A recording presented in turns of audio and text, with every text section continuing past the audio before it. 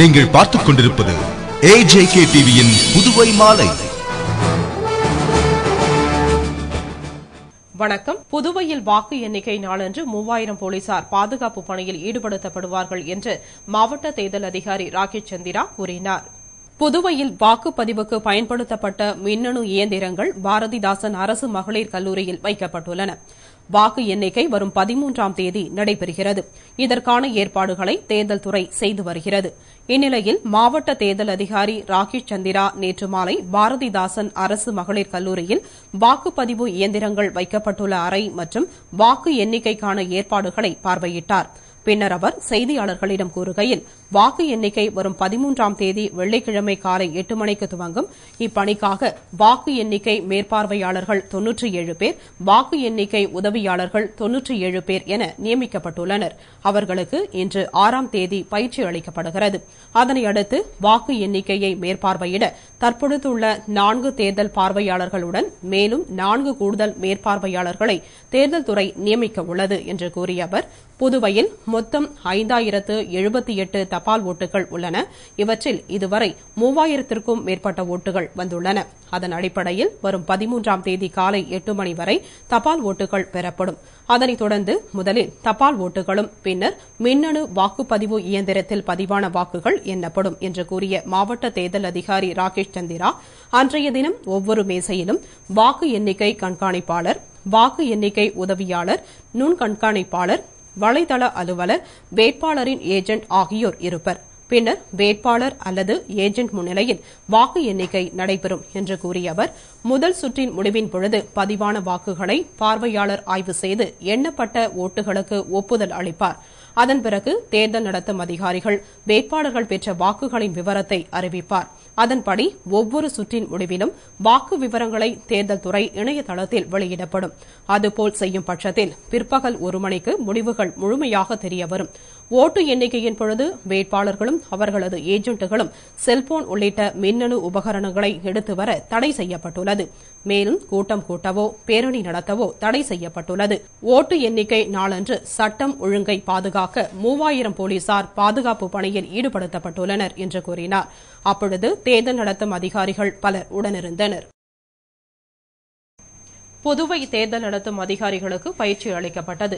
இதனை மாவட்ட தேர்தல் அதிகாரி ராகேஷ் சந்திரா துவக்கி வைத்தார். புதுவை பகுதிக்கு உட்பட்ட 23 தொகுதிக்கும் வாக்கு எண்ணிக்கை வரும் 13ஆம் தேதி பாரதிதாசன் அரசு மகளிர் கல்லூரியில் நடைபெறுகிறது. இதனை முன்னிட்டு தேர்தல் நடத்தும் அதிகாரிகளுக்கு பயிற்சி அளிக்கும் முகாம் புதுவை மாநில கூட்டுறவு வங்கி அலுவலகத்தில் உள்ள கருத்தரங்கில் நடைபெற்றது. முகாமில் மாவட்ட தேர்தல் அதிகாரி ராகேஷ் சந்திரா கலந்து கொண்டு பயிற்சி முகாமினை துவக்கி வைத்தார். பயிற்சியின் பொழுது 23 தொகுதிக்கு உட்பட்ட 8 அதிகாரிகள் கலந்து கொண்டு பணிகள் குறித்தும் வாக்குப்பதிவு இயந்திரத்தில் வாக்கு எண்ணப்படும் முறைகள் குறித்தும் தெரிந்து கொண்டனர். இலங்கை தமிழர்களை கொன்றவர்களுக்கு தண்டனை வழங்க கோரி புதுவையில் மார்க்சிஸ்ட் கம்யூனிஸ்ட் சார்பில் கண்டன ஆர்ப்பாட்டம் நடைபெற்றது. இலங்கையில் வாழும் அப்பாவி தமிழர்களை கொன்று குவித்த இலங்கை அதிபர் மஹிந்திர ராஜபக்சேவை போர்க்குற்றவாளியாக அறிவித்து தண்டனை வழங்க கோரி மார்க்சிஸ்ட் கம்யூனிஸ்ட் கட்சியினர் கண்டன ஆர்ப்பாட்டம் நடத்தினர். நேரு வீதி, காந்தி வீதி சந்திப்பில் நடைபெற்ற ஆர்ப்பாட்டத்தில் தமிழ் மாநில குழு உறுப்பினர் முருகன் தலைமை தாங்கினார். விருதுநகர் மாவட்ட செயலாளர் பாலசுப்ரமணியன், தமிழ்ச்செல்வன் ஆகியோர் சிறப்புரையாற்றினர். மாநில செயலாளர் பெருமாள் முன்னிலை வகித்தார்.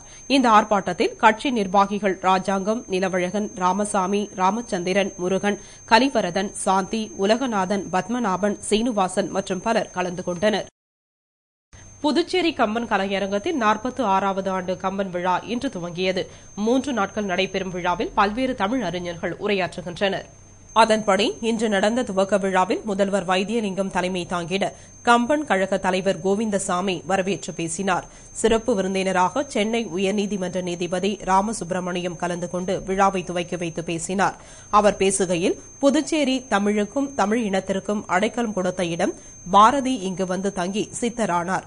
மேலும் வேறு எங்கும் இல்லாத வகையில் கம்பன் விழா புதுவையில் 3 நாட்கள் முழுமையாக நடக்கிறது. எல்லா சமய மொழிகளுக்கும் பொது மறையான கருத்துக்களை கம்பன் கூறியுள்ளார் என்றார். அதேபோல் மொழியியல் வல்லுநர் சுல்மான் கூறுகையில், கம்பன் 80% நாடக வடிவிலேயே கதையை கூறியுள்ளார் என்றார். மேலும் கம்பனால் சொல்லப்பட்ட அன்புதான் எல்லாவற்றுக்கும் ஆணி வேராக உள்ளது என்றார். விழாவில் அமைச்சர்கள் ஷாஜகான், நமச்சிவாயம், உயர்நீதிமன்ற நீதிபதி நாகமுத்து, புதுவை நகரமன்ற தலைவி டாக்டர் ஸ்ரீதேவி, காங்கிரஸ் வேட்பாளர் சிவக்கொழுந்து உட்பட பலர் கலந்து கொண்டனர். புதுவையில் 2 சக்கர வாகனம் வாடகை முறையை தடை செய்ய கோரி அனைத்து ஆட்டோ சங்கம் சார்பில் தர்ணா போராட்டம் நடைபெற்றது. கோடை விடுமுறையை ஒட்டி சுற்றுலா பயணிகள் புதுச்சேரிக்கு வர துவங்கியுள்ளனர். இவர்களில் பெரும்பாலானோர் 2 சக்கர வாகனங்களை வாடகைக்கு எடுத்து புதுவையை சுற்றி பார்க்க விரும்புவர். இதனால் ஆட்டோ தொழிலாளர்கள் மிகவும் பாதிக்கப்பட்டுள்ளனர். இதனை கருத்தில் கொண்டு 2 சக்கர வாகன வாடகை முறையை ரத்து செய்ய கோரி அனைத்து ஆட்டோ சங்கம் சார்பில் நேரு வீதி, மிஷன் வீதி சந்திப்பில் தர்ணா போராட்டம் நடைபெற்றது. போராட்டத்திற்கு சங்க தலைவர் மணிவண்ணன் தலைமை தாங்கினார். சீனிவாசன் முன்னிலை வகித்தார். போராட்டத்தில் இந்திய கம்யூனிஸ்ட் கட்சி முருகன், ராஜாங்கம், பெருமாள் உட்பட பலர் கலந்து கொண்டு கண்டன உரை நிகழ்த்தினர். போராட்டத்தில் கலைஞர் ஆட்டோ சங்க தலைவர் பிராங்க்லின் உட்பட பல்வேறு ஆட்டோ தொழிற்சங்க தலைவர்கள் பங்கேற்றனர். புதுவை லாஸ்பேட்டை கல்லூரி சாலையில் பிரேக் பிடிக்காத தனியார் பேருந்து குடிசைக்குள் பாய்ந்த விபத்தில் மாற்றுத்திறனாளி ஒருவர் பலியானார். கல்லூரி மாணவிகள் உட்பட 20 பேர் காயமடைந்தனர். இச்சம்பவம் அங்கு பெரும் பரபரப்பை ஏற்படுத்தியது. புதுவை கோரிமேட்டில் இருந்து புதுவைக்கு ஒரு தனியார் பேருந்து பயணிகளை ஏற்றிக்கொண்டு வந்து கொண்டிருந்தது. பேருந்து நாவலர் பள்ளி அருகே வந்தபொழுது பிரேக் பிடிக்கவில்லை. உடனே பேருந்து ஓட்டுநருக்கு என்ன செய்வது என்று புரியாமல், ஆனாலும் பேருந்தில் பிரேக் பிடிக்கவில்லை, பயணிகள் அனைவரும் கம்பியை பத்திரமாக பிடித்துக் கொள்ளுங்கள் என்று கூச்சலிட்டவாறே பேருந்தை நிறுத்த முயற்சி செய்தார். ஆனால் பேருந்து அவரின் கட்டுப்பாட்டை இழந்து கண் இமைக்கும் நேரத்தில் அப்பகுதியில் இருந்த தடுப்பு கட்டைகளை இடித்து தள்ளிக்கொண்டு அருகில் இருந்த குடிசை மீதும் டீ கடை மீதும் மோதி நின்றது. பேருந்து நின்றதும் பயணிகள் பலர் அலறி அடித்துக் கொண்டு இறங்கினர். ஆங்காங்கே அழுகுரல் கேட்டது. இதனிடையே பேருந்தில் பயணம் செய்த 50க்கும் மேற்பட்டோரில் 20 பேர் காயமடைந்தனர். அவர்களை மருத்துவமனைக்கு அனுப்பி வைத்தனர். பின்னர் பேருந்தை ஜேசிபி இயந்திரம் உதவியுடன் பின்புறமாக இழுத்து சாலையில் நிறுத்தினர். அதனைத் தொடர்ந்து இடிந்து போன குடிசை வீட்டில் இருந்த மாற்றுத்திறனாளி பாண்டுரங்கனை மீட்டனர். அப்பொழுது அவர் படுகாயமடைந்திருந்தார். உடனே மருத்துவமனைக்கு கொண்டு சென்றனர். ஆனால் வழியிலேயே அவர் பலியானார். இந்த விபத்து குறித்து போலீசார் வழக்கு பதிவு செய்து விசாரணை நடத்தி வருகின்றனர். புதுவை உழவர்கரை புனித ஜெயராகினி அன்னை ஆண்டு திருவிழா கொடியேற்றத்துடன் துவங்கியது. புதுவை உழவர்கரை தொகுதியில் புனித ஜெயராகினி அன்னை ஆலயம் உள்ளது. இந்த ஆலய ஆண்டு பெருவிழா மே மாதம் 15ஆம் தேதி ஆடம்பர தேர்பவனியுடன் நடைபெறும். இதனை முன்னிட்டு இன்று திருப்பலி நிறைவேற்றப்பட்டு கொடியேற்றும் நிகழ்ச்சி நடைபெற்றது. திருப்பலியை கடலூர் புதுவை மறை மாவட்ட முதன்மை குரு அருளானந்தம் ஒப்புக் கொடுக்க ஏராளமான பங்கு மக்கள் பங்கேற்று இறை அருள் பெற்றனர். திருப்பலி நிறைவேற்றப்பட்டதும் அன்னையின் திருவுருவம் பொருந்திய கொடி ஊர்வலமாக எடுத்து வரப்பட்டு ஏற்றப்பட்டது. கொடியினை கடலூர் புதுவை மறை மாவட்ட முதன்மை குரு அருளானந்தம் ஏற்றிட பேண்டு வாத்தியம் முழங்கியது. மேலும் பட்டாசுகள் வெடித்தன. கொடியேற்றும் நிகழ்ச்சியில் பங்குத்தந்தை அந்தோணிசாமி, உதவி பங்குத்தந்தை ஜெயபிரகாஷ், பங்கு பேரவையினர் உட்பட பங்கு மக்கள் பலர் கலந்து கொண்டு அன்னையின் ஆசி பெற்றனர். புதுவை உழவர்கரை புனித ஜெயராகினி அன்னை ஆலய ஆண்டு திருவிழாவை முன்னிட்டு தினமும் சிறப்பு திருப்பலியும் சிறிய தேர்பவனியும் நடைபெறும். வரும் 15ஆம் தேதி விழாவின் முக்கிய நாளான அன்று சிறப்பு திருப்பலி கடலூர் புதுவை மறை மாவட்ட பேராயர் அந்தோணி ஆனந்தராயர் தலைமையில் நடைபெறும். அதனைத் தொடர்ந்து ஆடம்பர தேர்பவனி நடைபெறும். விழாவிற்கான ஏற்பாடுகளை பங்குத்தந்தை அந்தோணிசாமி மற்றும் உதவி பங்குத்தந்தை ஜெயபிரகாஷ், விழா குழுவினர், பங்கு மக்கள் ஆகியோர் சிறப்பாக செய்து வருகின்றனர்.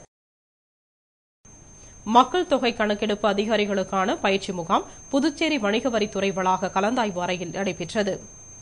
புதுவையில் நடைபெற்ற 2011ஆம் ஆண்டு மக்கள் தொகை கணக்கெடுப்பிற்கு பிந்தைய எண்ணிக்கை ஆய்வு சம்பந்தமாக ஒருநாள் பயிற்சி முகாம் புதுவை வணிக வரித்துறை வளாக கலந்துரையாடல் அறையில் நடைபெற்றது.